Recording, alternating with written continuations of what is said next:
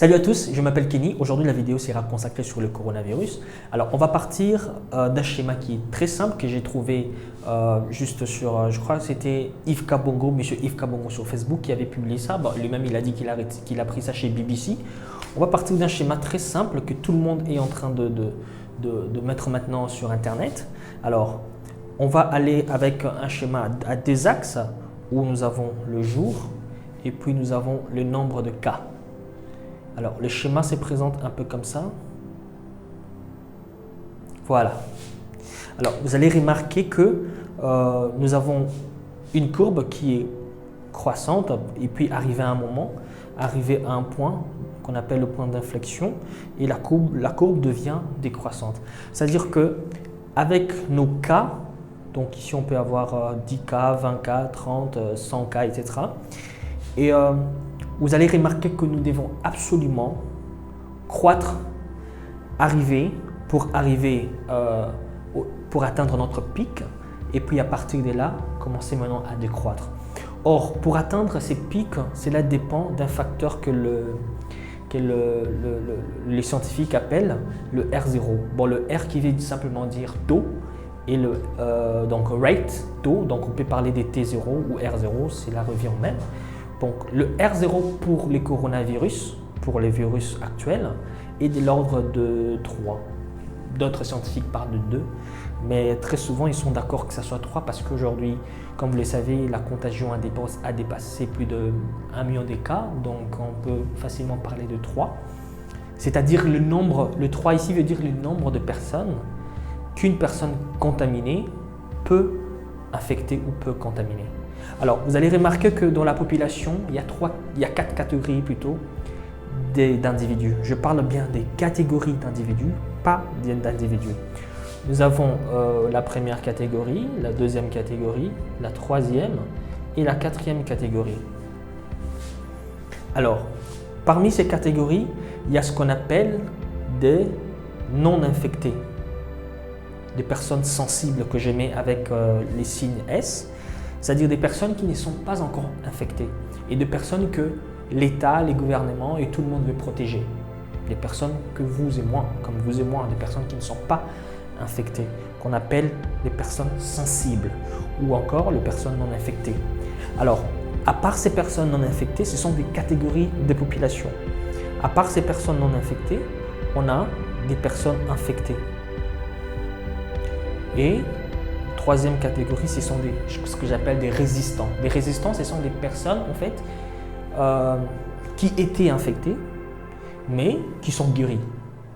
Donc, qui sont aujourd'hui immunisés du virus. Donc, ils ne peuvent plus avoir les virus. Bon, entre guillemets. Et puis après, nous avons malheureusement, hélas, qu'on appelle des personnes mortes. Donc, des personnes qui ont succombé au virus, qui sont mortes. Alors, vous allez remarquer que parmi les 4 catégories des personnes, toutes sont en fait liées. Ce qui veut dire que pour être un résistant, c'est-à-dire pour devenir résistant, il fallait d'abord être infecté. C'est-à-dire que c'est cette partie qui est beaucoup plus intéressante. Et les personnes sensibles ne peuvent devenir résistantes que s'ils sont infectés. C'est là où ce qu'on appelle les confinements, donc ce que la plupart des gouvernements ont adopté dans leur pays. Les confinements viennent en fait pour permettre aux personnes sensibles, donc les personnes non infectées, de se séparer des personnes infectées de sorte qu'il y ait diminution des personnes infectées. Et diminution des personnes infectées veut dire la meilleure prise en charge des personnes infectées, réduction de personnes infectées et puis augmentation bien sûr de personnes, des résistants, donc de personnes résistantes. Et malheureusement, il peut aussi y avoir de personnes qui vont succomber bien sûr du virus. Il y en a déjà plusieurs cas, malheureusement. Donc le plus important quand on parle de confinement, c'est pour jouer ici, c'est pour jouer sur les personnes infectées. C'est-à-dire on veut de plus en plus, on veut de notre meilleur possible séparer les personnes infectées aux personnes sensibles. C'est pourquoi je veux demander à travers cette vidéo que vous puissiez rester chez vous. Rester chez vous, n'est sortir qu'en cas de nécessité. Quand ce n'est pas nécessaire, ça ne sert à rien de sortir. N'allez pas voir vos amis, n'allez pas fêter, n'allez pas rencontrer des gens, n'allez pas faire un tour à l'extérieur. Restez chez vous. Parce que plus vous êtes confinés, plus il y aura des personnes résistantes. Parce que en fait, les hôpitaux vont très bien prendre soin des personnes qui sont infectées. Mais si vous sortez et que rien n'y va, ben, malheureusement, il y aura plus de gens infectés, il y aura moins de gens résistants, mais il y aura plus de gens qui vont mourir. Vous comprenez? Donc c'est ça. Alors, quand on parle de campagne vaccinale, bon, déjà qu'on n'est pas encore arrivé là pour ces vaccins ici, tout s'est fait encore au niveau des tests. Donc, les pays sont en train de faire des tests. Mais les campagnes vaccinales, c'est ce qu'on appelle le vaccin. Le vaccin vient jouer sur les personnes sensibles. C'est-à-dire que les vaccins ne sont pas faits pour les personnes infectées, mais plutôt pour les personnes sensibles.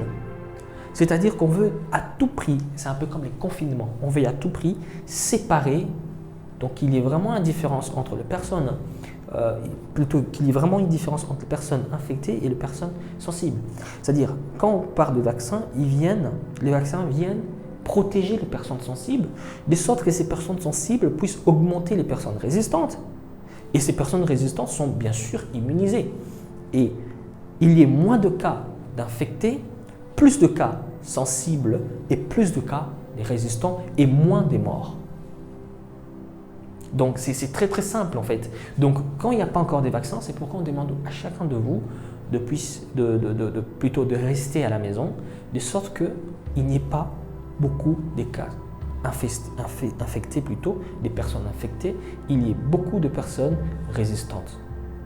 Donc cette vidéo, je l'ai faite simplement pour montrer à quel point nous ne devons pas aussi être paniqués parce qu'en fait, tôt ou tard, nous devons atteindre ces points. Aux États-Unis, ils sont à plus de 245 000 cas.